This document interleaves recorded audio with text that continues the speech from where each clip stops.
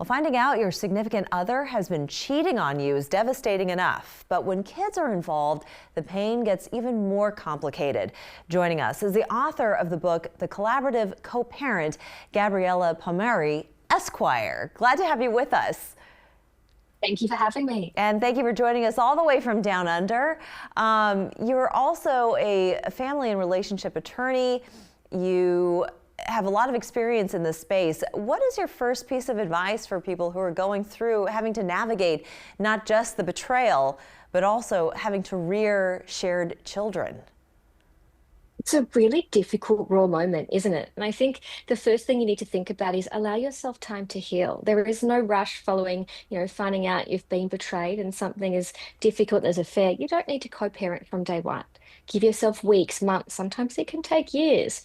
You need to heal, you need to get through that hurt. And then what you need to do is keep your child at the forefront of every single decision you make. And that's what's going to allow you, I think, to be able to co-parent more effectively. Yeah, absolutely. And I would imagine that depending on the child's age, that the narrative changes just a little bit. So what shouldn't you do in this case?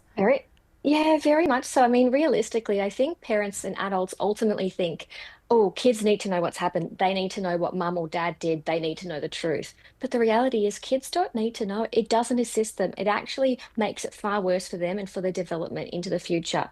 So keep things quiet, heal, but do so in private. You can have age-appropriate discussions. Mum and dad still love you.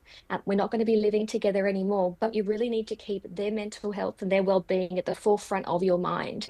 And communication can be very tricky, when feelings are hurt to that extent, when betrayal cuts so deep, then I would imagine communication between adults gets very challenging. So what is an alternative? What are some other ways in which you can still communicate? You have to, while you're raising your children together. Yeah, it's such a hard space to be in. I mean, you're hurt and you're furious, and yet you're still being asked to communicate with this person who hurt you. You've still got to coordinate school pickups, share birthdays, and it feels impossible.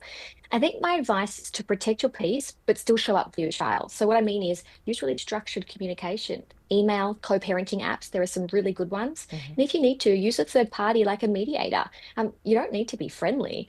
You just need to be clear and calm and show up. Yeah, and we're kind of talking from the perspective of the person who was betrayed.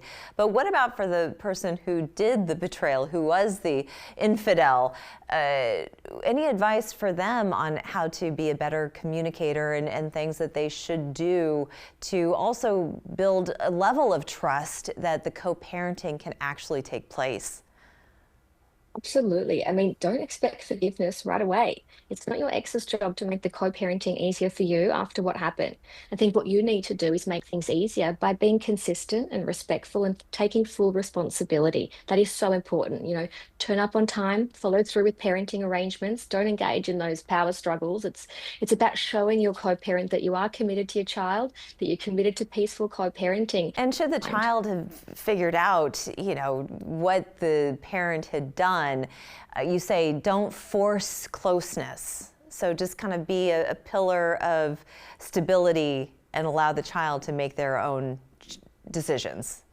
Yeah, I think you've just got to keep encouraging, right? It's so important to encourage that meaningful relationship between children and their parents. Children will be hurting just as much, and they might need assistance from a psychologist, from a therapist. This is something you need to work through as a family unit. And what I tell everyone is just because you're separating, just because you've been through that betrayal, doesn't mean you're not a family anymore. Yeah. You're still a family unit, just in a different dynamic. So it's about making that dynamic work and doing what's best for your children. Well, your book, The Collaborative Co-Parent, what do you hope people take away from reading those pages? I think I wrote the book because I saw how many parents were trying to do the right thing, but they had no roadmap. I mean, especially when the separation is as messy or as painful as going through an affair. So what I want to tell all co-parents is you don't have to be perfect. There's no such thing as the perfect co-parent. Be intentional. Have boundaries, raise really secure, happy kids. Just because your relationship has ended, you can still choose what kind of parenting legacy you leave behind. Don't stay in the betrayal and the hurt forever. Well, I appreciate that advice. Terrific advice. The Collaborative Co-Parent, wherever fine books are sold. Thank you so much, Gabriella, for joining us. Thank you. We'll be back in 2 minutes.